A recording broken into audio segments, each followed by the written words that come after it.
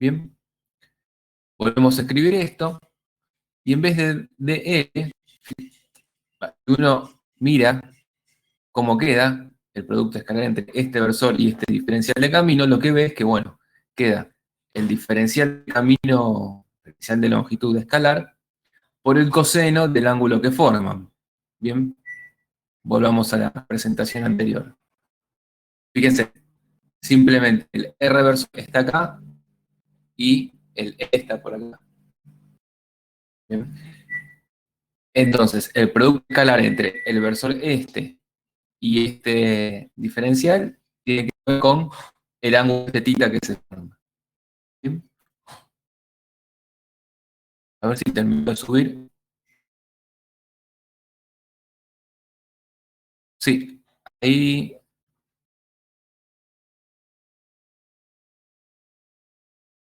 ahí se subió a presentaciones, así que si la quieren ir viendo de ahí, la pueden ir bajando.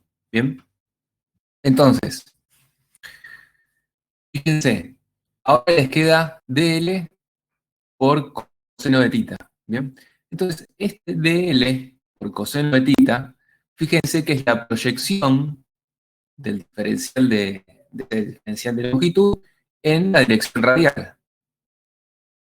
Después, eh, vamos un poco para atrás. Si yo tengo este dl, viene por acá, por el coseno de θ, lo que me hace es proyectar esto sobre la dirección del versor R. Por eso, esto es dr. ¿Qué nos está diciendo?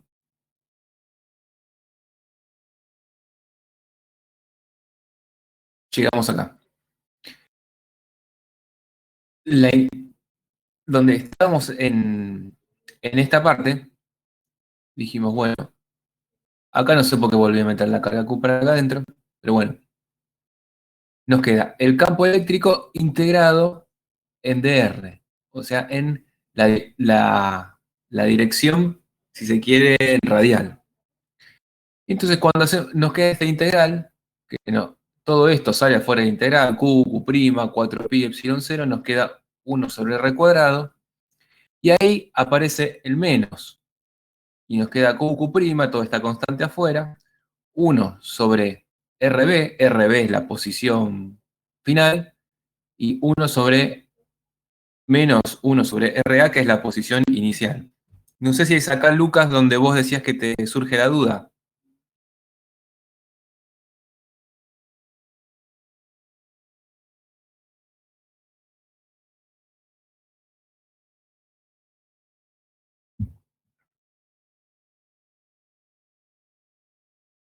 Claro, el menos, este que aparece acá, que dice Lucas, a ver si lo puedo señalar. Este menos de acá, ¿de dónde sale? Porque si uno hace la integral de este 1 sobre r cuadrado, simplemente le queda un menos, que es de la primitiva. Si uno mira una tabla de integrales, eh, va a ver que va a salir un menos de esta integral. O bien, si uno deriva esto de acá, lo que va a ver es que bueno, que aparece otro menos y se cancela. ¿Bien? Ok.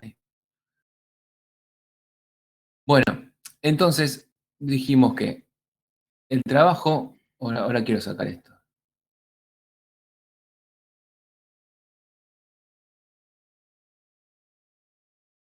Bien, entonces fíjense, el trabajo de la fuerza electrostática para mover una carga entre A y B viene dado por esta constante y 1 sobre el radio B menos 1 sobre el radio A. ¿Qué significa esto? ¿Cómo lo analizamos? Bueno, el trabajo va a depender de a qué distancia estaba en la posición final y a qué distancia está en la posición inicial. Bien, finalmente a mí no me va a importar cuál fue el camino que recorrió la carga, por dónde, cuántas vueltas di, sino lo único que me interesa es a qué distancia estaba finalmente y a qué distancia estaba inicialmente. ¿Bien?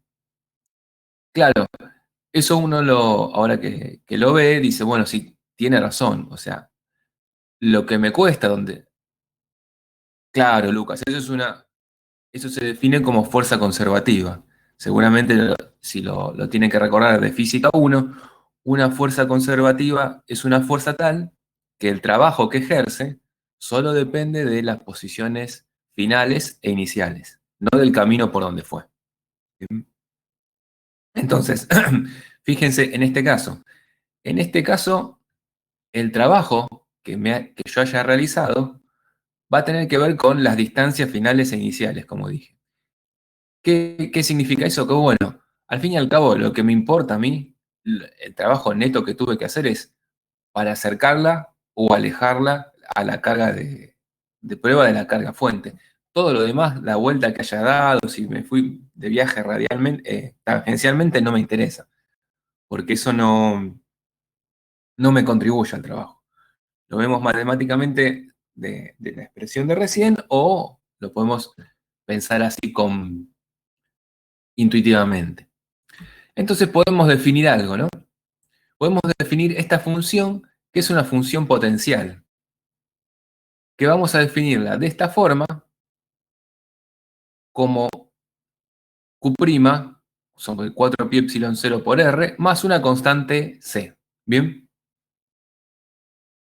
Si definimos esto, fíjense, nos queda esta propiedad, que la integral del campo E por dl es menos la diferencia de potencial entre los dos puntos, entre el final e inicial. ¿Bien?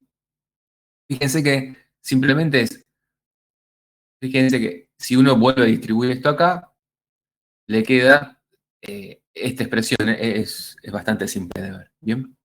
Entonces, esto termina siendo una propiedad del campo eléctrico. ¿Bien? La integral de línea entre dos puntos del campo eléctrico es menos la diferencia del potencial entre esos dos puntos. O, alternativamente, uno lo puede ver de otra forma. Quizás no lo vamos a trabajar tanto en este curso, porque solemos trabajar más con las expresiones integrales. Si uno, por así decirlo, a ver, si uno deriva de los dos lados, ¿qué le va a quedar? De un lado le va a quedar un gradiente, si uno toma la derivada de este lado, y si uno toma la derivada del otro lado, se me anula con la integral y entonces me quedaría el campo eléctrico. Esto o sea, no es una demostración matemática, ¿no? Si tuviera un matemático escuchando se agarraría de los pelos. Pero bueno, estas dos expresiones son congruentes, son la misma expresión, son consistentes. Volvamos un poquito más a este detalle. Este de la constante esta que está acá. Cuando uno define el potencial de una carga o de muchas cargas, siempre lo define a menos de una constante. Queda definido menos de una constante que puede tomar cualquier signo. ¿De dónde surge eso? Porque el potencial, si se quiere, es una herramienta que finalmente no tiene sentido físico. Lo que tiene sentido físico es el campo eléctrico que después genera una fuerza. En cambio, en el caso del potencial, no es tan así. Porque finalmente, como a mí lo que finalmente me va a interesar es la diferencia del potencial entre dos puntos, final e inicial, yo puedo definir el potencial a menos de una constante, porque total, finalmente, como a mí me va a interesar la diferencia de potenciales, esa constante siempre se me va a ir. Lo que se suele hacer es tomar esa constante como cero o decir, bueno, tomo esa constante como cero porque quiero que el potencial en el infinito sea cero. Si uno se va a infinito, a radios muy grandes, este término se va a cero, entonces a mí me gustaría que en el infinito el potencial sea cero, entonces C va a valer cero. Esto no siempre se va a poder hacer. Lo que van a ver ustedes es cuando calculen el potencial de un alambre infinito, el potencial, por más lejos que me vaya del alambre, no va a ser cero. Bien. Entonces, elija la constante que elija, siempre voy a tener un cierto potencial en el infinito. Pero bueno, entonces, acá me queda definido el campo eléctrico como la integral del campo eléctrico como la diferencia de potencial o como el gradiente del potencial.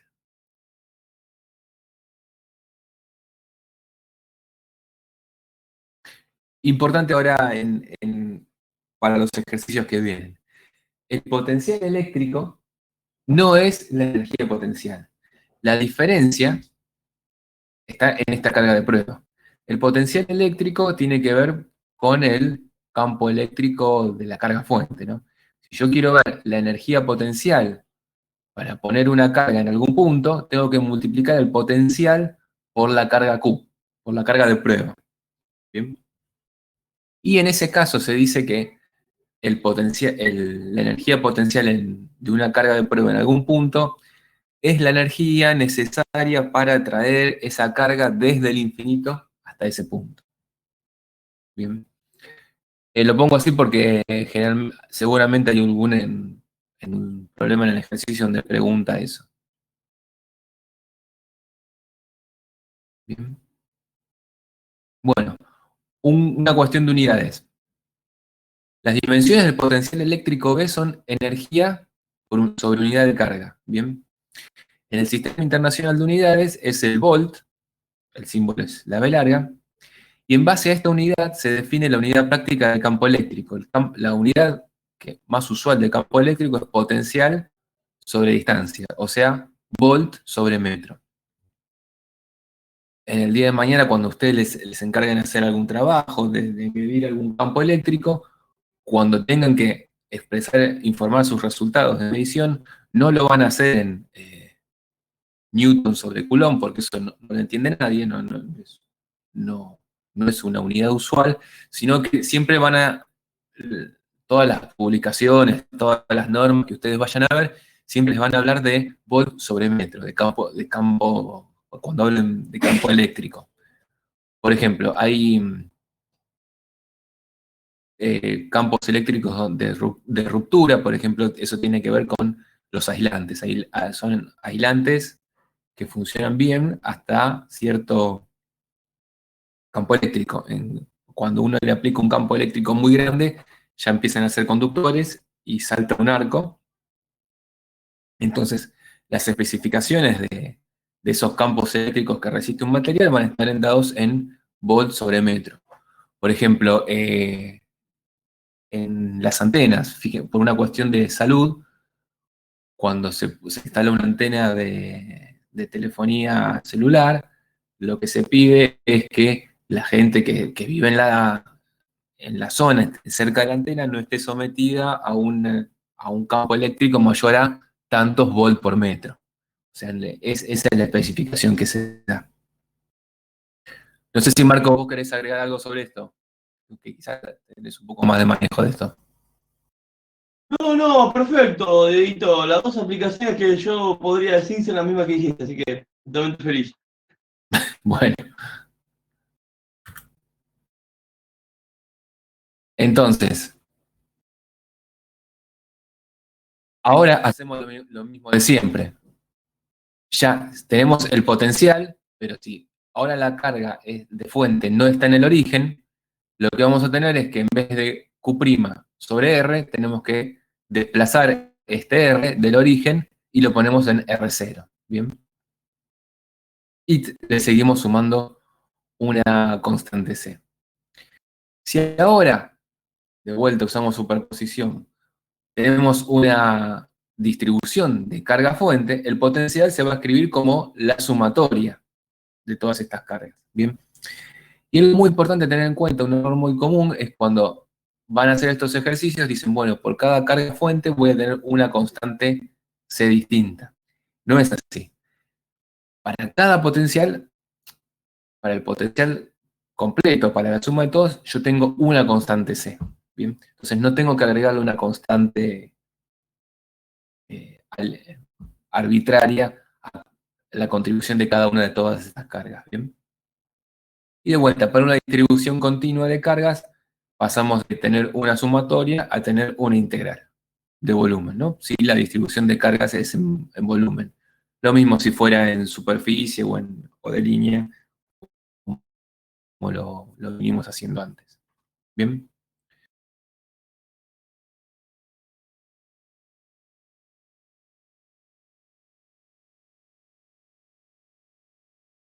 Es un poco lento esto de compartir una diapositiva. Me parece que es más rápido compartir el escritorio.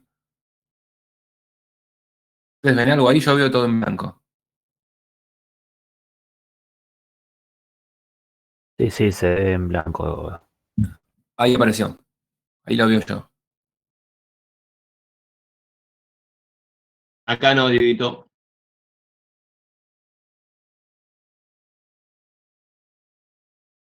Bueno, vamos a hacer una cosa. Voy a pasar a compartir pantalla, ¿sí? En vez de compartir esto. Dale. Ahí sí. Bueno, le damos una oportunidad más ahí. Bien. Entonces, ya que tenemos esta herramienta que por ahora simplemente sigue siendo una, una cuestión matemática, ¿no? Fíjense que hasta ahora no vimos física nueva. La única ley física que vimos hasta ahora es la de los primera clase, de los primeros 5 minutos cuando dimos la ley de Coulomb. Por ahora todo lo que estuvimos viendo son consecuencias matemáticas de de esta ley. ¿Bien? Entonces, vamos a hablar de conductores. ¿Qué son los conductores? Los conductores son un tipo de materiales en las que los portadores de cargas son libres de desplazarse por todo el objeto sin fricción. Por ahora vamos a pensar que en eso, ¿no? Tenemos, o sea, todavía no vimos que hay electrones, que hay protones y esas cuestiones, pero bueno, créannos que los portadores de carga son los electrones, que son los que se van a ir moviendo por todo el material. Entonces, si tenemos un material que está en un estado macroscópicamente neutro, no significa que no tenga cargas negativas y positivas. Lo que significa es que en total, macroscópicamente, la sumatoria de cargas es cero. O sea, tengo tantos protones como tantos electrones.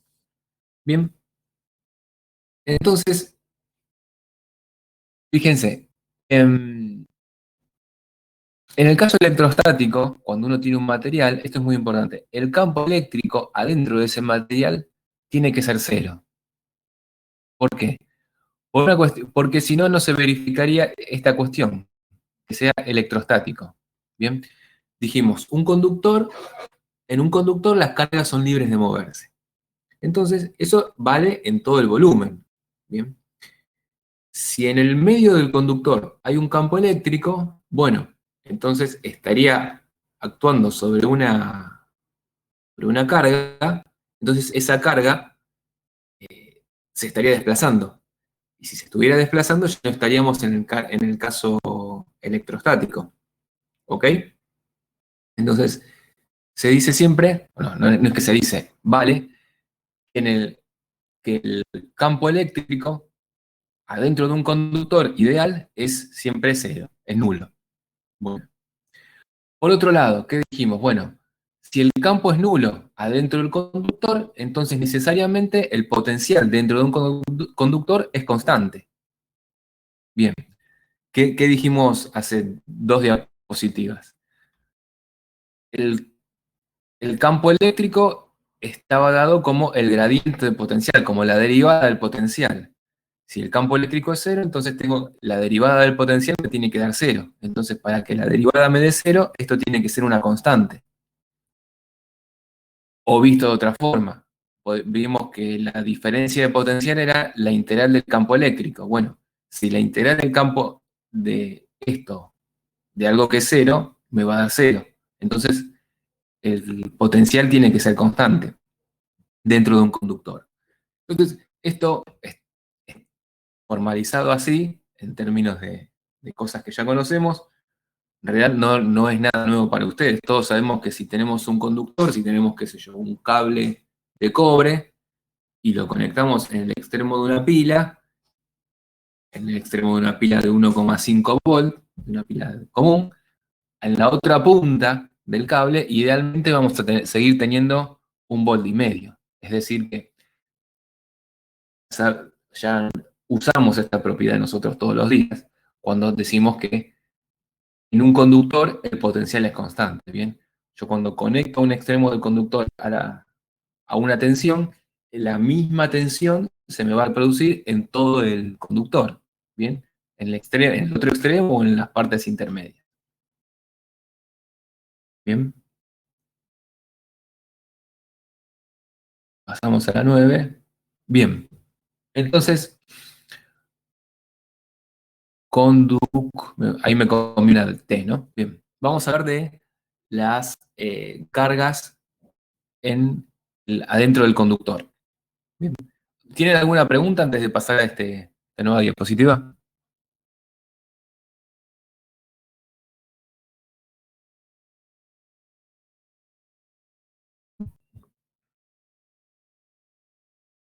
Parece que no. Bueno, yo sigo.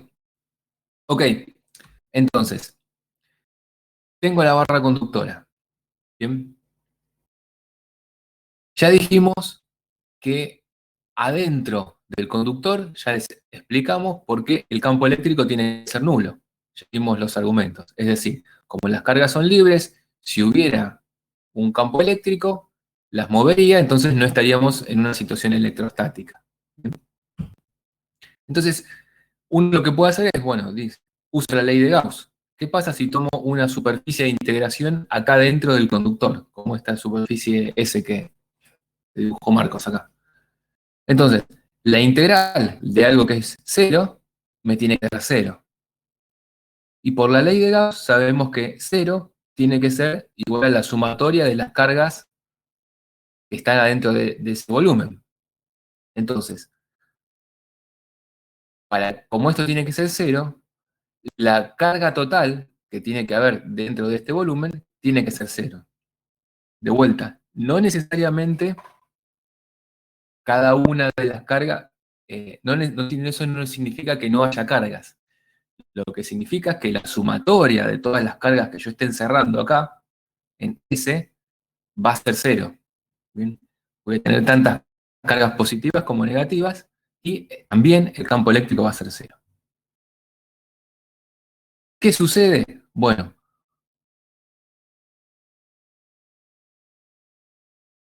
Nicolás, de la pantalla en blanco. Bueno, voy a pasar a compartir el escritorio. A ver.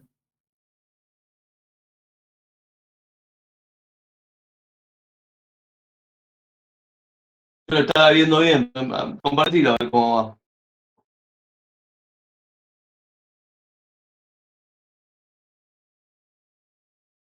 A ver ahí que se ve. Bueno, Se ve bien, digo. se ve bien, bueno. ¿Puedes poner Déjenme pantalla que. completa nada más? ¿Cómo? ¿Puedes poner una pantalla completa? Bueno, estábamos, a ver, acá. Ahí. Bueno, entonces, lo que va a suceder es que si hay algún desbalance de cargas dentro del conductor, todas esas cargas se van a ir a la superficie exterior, ¿bien? Van a estar en el límite en la superficie del conductor, ¿bien? Ahora vamos a ver un ejercicio y va a quedar un poquito dibujado eso, ¿no? Fíjense, entonces dijimos, ¿qué pasa si yo ahora hago un agujero adentro del conductor? ¿Bien? ¿Qué va a suceder? Yo puedo hacer de vuelta el razonamiento, tomar una superficie de Gauss, ¿y qué sé? Bueno, como es un conductor, de vuelta, el campo eléctrico es cero, entonces el flujo va a ser cero. Entonces, este término sigue valiendo. Entonces acá también voy a tener que la sumatoria de cargas va a ser cero. Entonces, si yo este agujero lo hago del mismo tamaño que mi superficie, de vuelta voy a tener que la sumatoria de cargas va a ser cero, y a lo que voy a llegar es que si yo hago un agujero dentro de un conductor, por un lado, no voy a tener campo eléctrico adentro de ese agujero, y tampoco voy a tener cargas distribuidas en la pared, en las paredes de ese agujero. Siempre todas las cargas en un conductor, en el caso electrostático, en un conductor ideal, en situación electrostática, se van a ir a las fronteras. ¿Bien? Esto es un fenómeno que se usa muchísimo, que tiene muchísimas aplicaciones y se conoce como jaula de Faraday. ¿Bien? ¿Por qué es importante? Bueno, si esto significa que si yo me meto adentro de un conductor muy grande, todo lo que suceda afuera a mí no se me va a afectar. Por ejemplo, no me va a afectar, por ejemplo, si hay una descarga eléctrica, como puede ser, qué sé yo, la caída de un rayo, siempre todas esas cargas se van a ir desplazando por la periferia del conductor. Si yo estoy adentro, no me va a pasar nada. Idealmente, ¿no? Por las dudas no lo hagan. Entonces, esto que se llama aislamiento, electrostática tiene muchas aplicaciones. Por ejemplo, esta es una foto que yo les muestro de la sala de alta tensión de INTI, donde es un recinto enorme, no sé cuántos metros cuadrados tendrá, no sé, es muy grande. O sea, en la foto no se llega a ver la escala, pero bueno, no sé, ahora Marcos les va a decir mejor. Es un laboratorio muy grande donde está todo forrado con cobre para que los campos eléctricos externos no afecten las mediciones de adentro. Bien, ahora te dejo a vos, Marcos, decir algo más sobre esto. Ahí está. Mirá, como para tener una idea de dimensión, lo que tenemos ahí de color naranja, el primero, digamos, es un capacitor y eso tiene más o menos 2 metros de altura. Lo que tenemos, ya vamos a ver que es un capacitor, ¿eh? Ya en las próximas clases. Lo que tenemos atrás de color marrón, que tiene un aluminio en el medio, es un transformador, que eso tendrá como unos 4 metros de altura. Y, y lo otro que es más oscuro es un divisor también, y eso también, más o menos de la misma altura, 4 metros. Es decir, que la sala sí tendrá unos 6 metros de alto por unos 20 por 20, es muy grande. Piense que ahí adentro entran los camiones para dejar los transformadores que están en la calle y poder ser ensayados. Así que estamos hablando de algo que se ha hecho de manera industrial, digamos, grande, grande. Y como le dijo Diego, está todo blindado con aluminio para que lo que hacemos adentro no afecte afuera y para lo que pasa afuera no afecte adentro. Ese es el perdón, blindado con cobre. El beneficio de tener la jaula de Faraday.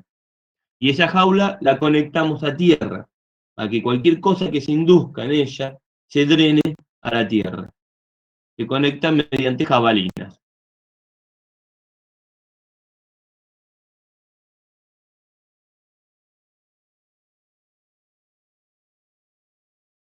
Podemos organizarles una visita, pero no todos juntos, no nos vamos a hacer muchas visitas aquí todo el tiempo, pero los que quieran, si quieren organizarse, júntense en un grupo y un día se van ahí y se dan una vuelta.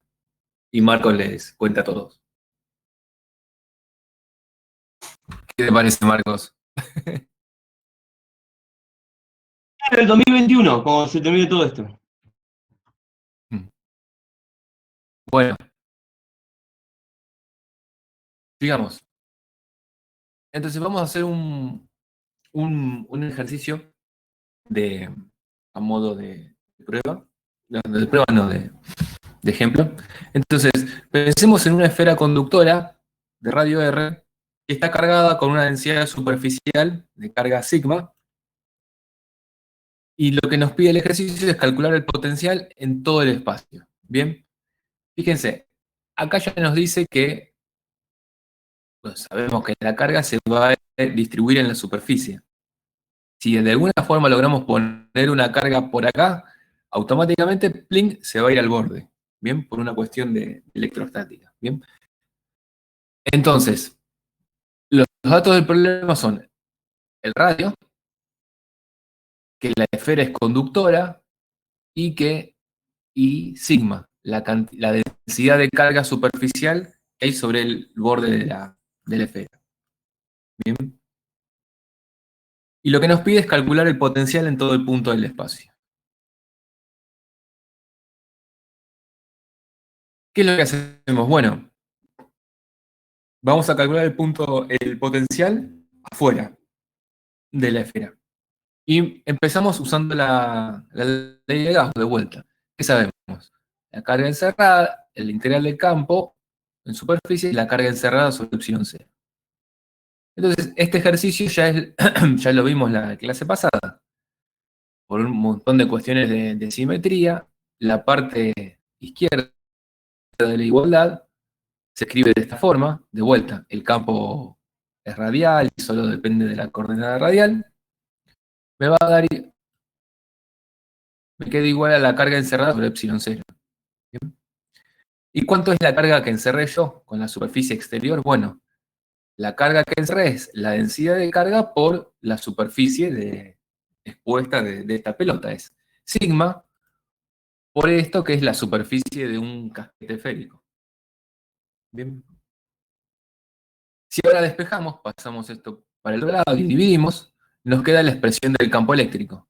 La expresión del campo eléctrico es esta, y escrita de forma vectorial, o sea, con carácter vectorial, como tiene que ser, nos queda que el campo eléctrico afuera de la esfera es sigma, que es dato, por r cuadrado, que también es dato, dividido la constante epsilon cero, sobre la distancia al cuadrado. O sea, de vuelta, este campo se va desapareciendo, se va muriendo, como 1 sobre r cuadrado, como igual que una esfera, que el primer ejercicio que hicimos de la pelota cargada.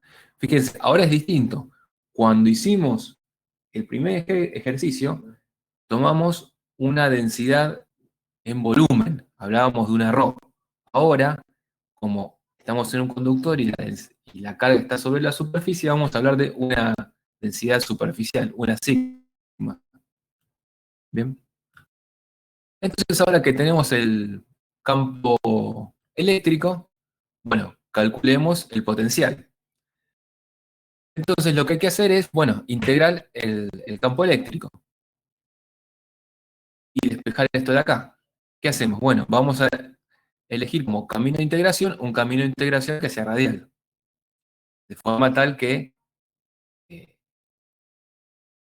el R versor de acá se me anule con el R versor del campo eléctrico. Y lo que podemos hacer, llegar, que se ve fácilmente, es que la expresión del potencial va a ir como 1 sobre R. ¿Qué tienen que hacer? Vengan acá y fíjense que la integral de esto es este menos 2, que R a la menos 2 se cambia, acá baja el menos 2 baja, se cambia de signo, y acá les queda un menos 1. Entonces, si hacen esta integral, van a llegar a este valor de potencial. ¿Bien? Es simplemente integrar la expresión del campo eléctrico en la dirección radial. Y lo que hicimos fue tomar como C igual a 0 para que el potencial sea nulo en infinito. Pero yo le podría haber sumado, no sé, 1,5 volt o 500 kilovolt a este potencial, que sería lo mismo.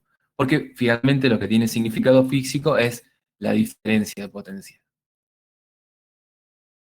Entonces, llegamos a escribir acá que esto, que nos era lo que pedía el ejercicio, es escribir el potencial en todo punto del espacio en función de los datos. Fíjense que el potencial es un escalar. Acá no le agregué ningún vector. ¿Bien? Entonces, lo que podemos hacer es seguir y escribir esta misma expresión de acá en términos de la carga total. La carga total que hay sobre la esfera es la densidad por el área del casquete. Entonces, esto nos queda de vuelta lo mismo, el potencial lo podemos escribir en términos de la carga total de esta forma. ¿Bien?